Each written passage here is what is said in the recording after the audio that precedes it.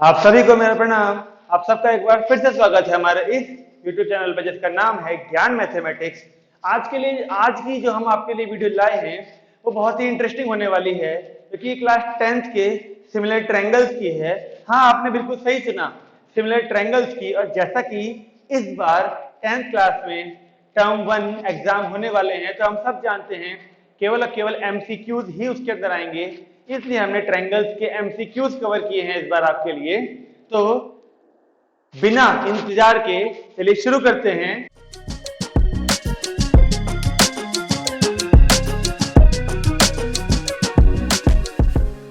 देखिए, आज का पहला क्वेश्चन जो ट्रायंगल्स के एमसीक्यू का है वो कुछ इस तरीके से हमसे कह रहा है कि अगर ट्रायंगल एबीसी सिमिलर है ट्रायंगल ईडीएफ के तो विच of the following is not true. यानी कि इन चारों कंडीशंस में जो एबीसीडी चार ऑप्शन दिए हैं इनमें से कौन सा सही नहीं है। वो तो चलिए बाद की बात है कि इनमें से कौन सा सही नहीं है। जो हमको गिवन है ये एबीसी ट्रायंगल सिमिलर है ईडीएफ के, तो हमको पहले से मालूम होनी चाहिए ये बात कि हम लोग एमसीक्यू करने बैठे हैं। तो एमसीक्यू हम तभी कर सकते हैं जब हमको चैप्टर की नॉलेज होनी चाहिए, यानी कि सब्जेक्टिव पार्ट यानी डिटेल्ड वाला पार्ट हमने सारा किया हुआ है, उसके बाद ही हम लोग एमसीक्यू तक पहुंच सकते हैं। तो जो हमको ये गिवन है इसके हिसाब से अगर ट्रायंगल्स दो सिमिलर होते हैं तो हम उनकी कोरस्पोंडिंग साइड्स का रेशियो इक्वल लेके चल सकते हैं। और उसको लिखने का तरीका देखिए क्या होता है। पहले ए बी लिख लेते हैं, शुरू के दो अपॉन में यहां भी शुरू के दो यानी ईडी इज इक्वल टू बाद के दो यानी बीसी और यहां भी बाद के दो यानी DF is equal to first और थर्ड यानी एसी अपॉन में यहां भी फर्स्ट और थर्ड यानी ईएफ। अब ये हमको गिवन है, इसके बेस पे हमको पता लगाना है इनमें से कौन सा एक गलत है। आइए चेक करते हैं। सबसे पहले हम देखें सबसे पहले बीसी को, बीसी के इनटू में ईएफ आ सकता है क्या। देखिए ये बीसी और ये रहा ईएफ, यानी फर्स्ट वाले केस को छोड़ दीजिए और इन दोनों क्रॉस मल्टीप्लाई करें तो बीसी के इनटू में आएगा EF is equal to AC into DF. ये रहा बीसी इंटू ईएफ ये दोनों, और एसी इंटू डीएफ यानी एफडी बात एक ही है, यानी ये तो सही है, ये गलत नहीं है। चलिए दूसरा चेक करते हैं। एबी के इनटू में ईएफ, देखिए ये रहा एबी और ईएफ ये रहा, यानी बीच वाले केस को छोड़ दें और क्रॉस मल्टीप्लाई करें तो एबी के इनटू में ईएफ है, तो एसी के इनटू में डीई ये रहा एसी के इनटू में डीई, यानी बीच वाले केस को छोड़ें तो ये इनटू ये इक्वल है ये इनटू ये के, यानी ये वाला केस भी सही है। थर्ड केस चेक करते हैं। देखिए बीसी के इनटू में डीई, ये रहा बीसी और ये रहा डीई, यानी थर्ड केस छोड़ दें तो इन दोनों की क्रॉस मल्टीप्लाई करने पर बीसी के इनटू में डी मिलेगा जो कि यहाँ पर है। तो ठीक है, आर में चेक कर लेते हैं। एबी के इनटू में डीएफ मिलना चाहिए जबकि एबी के इनटू में ईएफ है, यानी कि एक ये वाली वैल्यू के गलत होने से केवल एक यही हमारा जो है उसने पूछा था ना विच of the following is not true, तो केवल एक ये सी ऑप्शन है जो हम कह सकते हैं ट्रू नहीं है। और वो भी किसकी वजह से, ईएफ, क्योंकि ईएफ की जगह पर देखिए बीसी इंटू डीई में, बीसी इंटू डी में एबी इंटू, यानी हम एक बार करेक्ट वाला लिख देते हैं। देखिए एबी के इंटू में आना चाहिए था DF is equal to BC के इंटू में आना चाहिए था ईडी, जबकि देखिए यहां पर बीसी इंटू डी ये तो है लेकिन एबी के साथ में ईएफ आना है, और जबकि देखिए डीएफ आना चाहिए और यहां दे रखा है हमको ईएफ, इसीलिए इसमें सी वाला ऑप्शन है जो हमारा गलत है। मैं उम्मीद करता हूं आपको समझ में आ गया होगा कि सी ऑप्शन हमारा क्यों गलत है और सही क्या होना चाहिए, वो हमने आपको लिख के दिखा दिया। अब हम बढ़ते हैं अगले क्वेश्चन की तरफ। If in two triangles ABC and PQR, यानी कोई दो ट्रायंगल है एबीसी पीक्यूआर, हमको इस बार ना साइड्स का रेशियो दे रखा है पहले से ही, एबी अपॉन क्यूआर इक्वल है बीसी अपॉन पीआर के और इक्वल है सी अपॉन पीक्यू के। तो इन चारों में से यानी कि कौन सा ट्रायंगल किसके सिमिलर होगा। देखिए सारा खेल होता है कि हम जो ट्रायंगल्स के नाम लिखते हैं ना एबीसी पीक्यूआर या एसीबी पीआरक्यू, यही सारा खेल है कि लिखे कैसे जाते हैं। हमको ये समझना बहुत जरूरी है क्योंकि एबीसी को हम इस चैप्टर में एसीबी नहीं लिख सकते। जहां पर एबीसी लिखा गया है वहां पर एबीसी की ही जरूरत है, क्योंकि कौन सा एंगल किसके इक्वल होना है। अगर हमने एबीसी को एसीबी लिख दिया तो जो एंगल इक्वल होना चाहिए था वो इक्वल नहीं होगा, और हम सब गलत कर देंगे। इसलिए ट्रायंगल का नाम लिखते हुए बहुत सावधानी बरतनी पड़ती है। तो आइए देखते हैं, जैसे पिछले एग्जाम्पल में हमने क्या करा था, हमको ट्रायंगल्स सिमिलर दिए हुए थे तो हमने रेशियो लिखा था। इस बार उल्टा काम है, यानी कि इस बार रेशियो दिया हुआ है तो हम ट्रायंगल लिखते हैं पहले किस तरीके से सिमिलर होंगे। देखिए पहले ही मैंने कहा था ए बी है ऊपर, यहाँ क्यू आर है, तो एक ट्रायंगल की साइड लिख लीजिए ए बी, एक ट्रायंगल की साइड लिख लीजिए क्यू आर। अगला नंबर देखिए बी सी, ये बी है तो सी बाद में होना चाहिए ताकि बी सी बोला जाए। अब यहाँ पर भी सेकंड थर्ड प्लेस पे आएगा पी आर, आर तो है यानी पी होना चाहिए। अब थर्ड को और चेक कर लेते हैं कि सही बैठ रहा है कि नहीं बैठ रहा है। देखिए सी है, सी यानी लास्ट वाला और पहले वाला, पी क्यू लास्ट वाला और पहले वाला, यानी ये बिल्कुल सही तरीके से बैठ रहा है। तो यहाँ ट्रायंगल लगा लेते हैं और यहाँ सिमिलर लगा लेते हैं, यानी कि इन तीनों साइड्स के रेशियो से हमने जो लिखी है वो ये कंडीशन है। लेकिन जरा चेक करते हैं, ये देखिए ये तो एबीसी है, देखिए एबीसी नहीं, एबीसी ये एबीसी है ये गिरा, लेकिन एबीसी के साथ में आना चाहिए क्यू आर पी, नहीं है, तो ये ऑप्शन तो नहीं हो सकता। ठीक है, क्यू आर पी या फिर पी क्यू आर। देखिए अच्छा P Q R P Q R P Q R P Q R, हर जगह पे जो ट्रायंगल पी क्यू आर है वो इस नाम से कहीं भी नहीं है। देखिए पी क्यू आर, तो क्यों ना हम अरेंज करके देखें इसको एक बार पी क्यू आर की फॉर्म में। इसको पी क्यू आर लिखने का मतलब देखिए किस तरीके से अरेंज कर रहा हूं मैं, धीरे धीरे बढ़ेंगे हम चेंजिंग की तरफ को। देखिए ये पहले वाली प्लेस क्यू को लास्ट में भेजने का मतलब, आर ऐसे कैसा पी ऐसे कैसा, तो क्यू को लास्ट में भेजा, तो यहां पर भी वही काम करना पड़ेगा, बी और सी ऐसे कैसा, ए को लास्ट में भेजिए। अब आर पी क्यू बन गया, अभी पी क्यू आर नहीं बना, अब इस आर को भी भेजना पड़ेगा ना लास्ट में। तो ट्रायंगल ये पी ऐसे कैसा, ये क्यू ऐसे कैसा, आर को लास्ट में भेज दें, पहली वाली प्लेस को लास्ट में भेजा है, तो यहां भी वही काम करना पड़ेगा। ये सिमिलर ऐसे कैसा, ट्रायंगल ऐसे कैसा, देखिए ये सी ए ऐसे कैसे, पहली वाली प्लेस को लास्ट पे भेज दें तो बी, ये कुछ ऐसा दिखना चाहिए। अगर हम पी क्यू आर को चेक करते हैं ट्रायंगल्स को, देखिए क्योंकि यहाँ भी P Q R P Q R P Q R P Q are, सब जगह भी पी क्यू आर था। अब चेक करना है पी क्यू आर के साथ में सी ए बी कौन सी कंडीशन में है, पी क्यू आर और सी ए बी लीजिए, पहले वाली कंडीशन में मिल गया है। तो मैं उम्मीद करता हूं कि आपको समझ में आया होगा कैसे हमने क्यू आर पी को पी क्यू आर में कन्वर्ट किया। पहले केवल एक क्यू भेजा उस तरफ, तो यहां भी पहले वाली प्लेस को लास्ट में भेजना पड़ेगा, फिर दोबारा इस पहली प्लेस को लास्ट में भेजा, तो यहां भी पहली वाली प्लेस को लास्ट में भेजना पड़ेगा। ऐसे ही तुरंत हमारा पी क्यू आर बन गया, और जैसे ही पी क्यू आर बना तो लेफ्ट वाली वैल्यू सी ए भी बन गई थी, जो कि हमारी यहां पर थी, यानी हमारा ए पार्ट सही है। मैं उम्मीद करता हूं कि आपको समझ में आ गया होगा।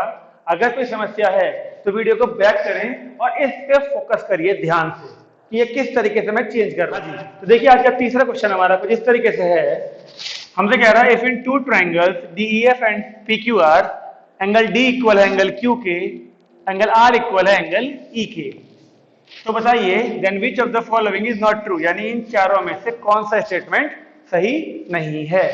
तो देखिए अगर ये दो एंगल्स हमको इक्वल दिए हैं और इनकी सहायता से हम ये पता लगा लें कि कौन सा ट्रायंगल किसके सिमिलर है, तो फिर हम उसकी सहायता से पता लगा लेंगे कि साइड्स का रेशियो क्या है।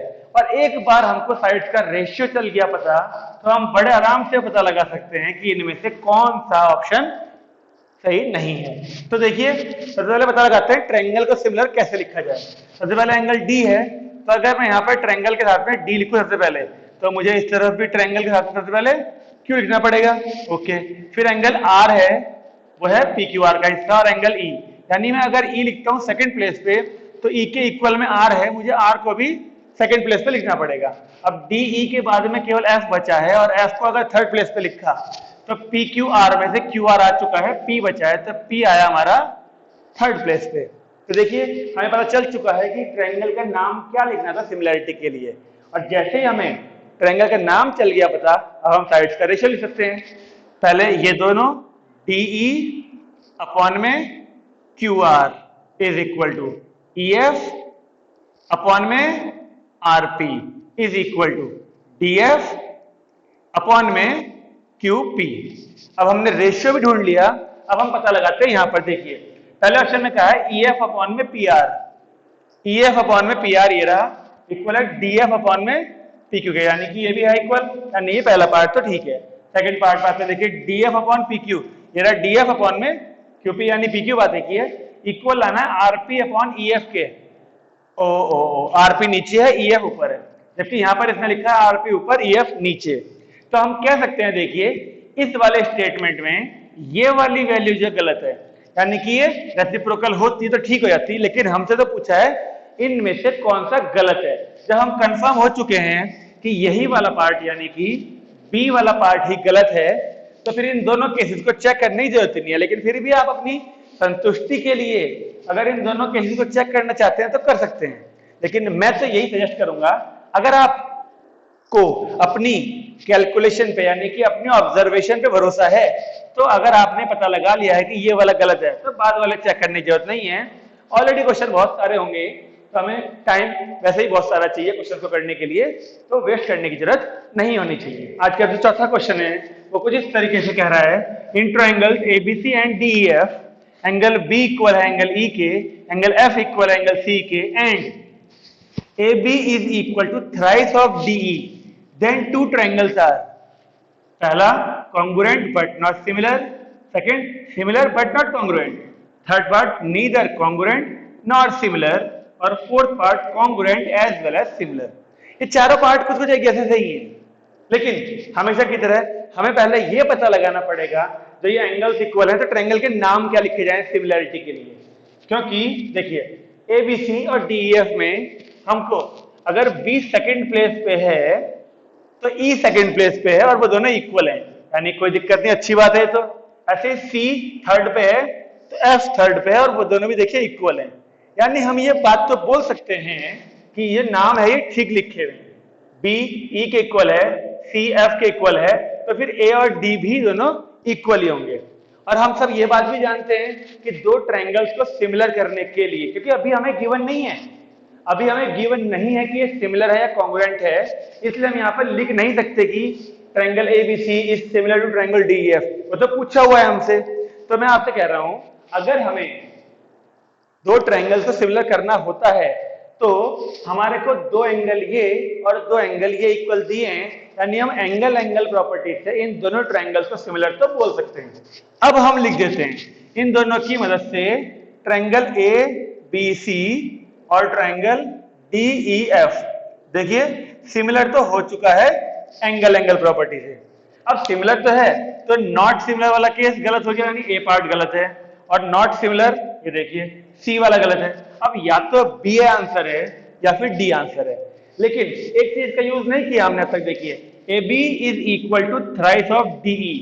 आपको ध्यान होगा क्लास 9th में जब हम लोग पढ़ते थे ट्रायंगल्स यानी कॉन्ग्रुएंट ट्रायंगल्स, तो उसमें साफ साफ ये बताया गया था कि दो ट्रायंगल तब कॉन्ग्रुएंट होते थे जब वो एक दूसरे की बिल्कुल ओवरलैपिंग होते थे, यानी कोई साइड किसी की 3 गुना या 4 गुना नहीं होती थी, उसमें एक साइड दूसरे के जस्ट इक्वल होनी चाहिए थी, जबकि यहाँ पर थ्राइस दिया है। और ऐसा काम देखिए, इसको मैं लिख के दिखाता हूं आपको थोड़ा सा, A B is equal to thrice of D. इसको अगर हम सिमिलैरिटी में देखें तो डी को अगर मैं नीचे ले आऊं, ए बी अपॉन DE आ गया 3, यह है साइड्स का रेशियो, और साइड्स का रेशियो का इस्तेमाल करते हैं हम सिमिलैरिटी में, कॉन्ग्रुएंसी में नहीं। इसलिए ये ट्रायंगल जो दोनों दिए हुए हमको सिमिलर तो हैं, चल गया पता हमको, लेकिन कॉन्ग्रुएंट नहीं है। तो चेक करें, देखिए सिमिलर बट नॉट कॉन्ग्रुएंट, यानी कि बी वाला पार्ट, ये दोनों ट्रायंगल्स हमारे सिमिलर तो हैं ए सिमिलैरिटी से, लेकिन कॉन्ग्रुएंट नहीं है क्योंकि यहाँ पर साइड्स का रेशियो दिया है। अगर A B equal to DE दिया होता तो हम एक बार को सोचते बाकी साइड्स के बारे में, अगर बाकी सारी साइड्स भी इक्वल होती तो हम बोलते कि ये कॉन्ग्रुएंट भी है और सिमिलर भी है, लेकिन रेशियो दिया हुआ है इसलिए हम कह सकते हैं कि ये केवल सिमिलर है, कॉन्ग्रुएंट नहीं है। तो आज की वीडियो में ये 4 एग्जांपल्स काफी हैं, हम फिर बहुत जल्द मिलेंगे आपसे अगले एग्जांपल्स के साथ। लेकिन मैं हमेशा की तरह आपसे एक ही बात कहना चाहूंगा, ज्यादा से ज्यादा बच्चों तक इन वीडियोस को पहुंचाइए ताकि उनका जो टर्म 1 है वो सुधर जाए और उनको MCQ ट्रायंगल्स, जो कि अपने आप में एक डिफिकल्ट चैप्टर है, MCQ इनके अटेम्प्ट करने आ जाएं और हम अपने इस YouTube परिवार को जल्दी से जल्दी बड़ा कर पाएं ताकि बहुत सारे बच्चे जुड़ें। और आप सब अपने अपने कमेंट्स में हमें लिख के बताइए कि ये वीडियो कैसी लगी, आपको अच्छी लगी या नहीं लगी, अच्छी लगी तो लाइक करिए, अच्छी नहीं लगी तो कमेंट करिए और बताइए क्यों नहीं अच्छी लगी। हम कोशिश करेंगे अगली वीडियो में उसको ठीक करने की। तब तक के लिए नमस्कार।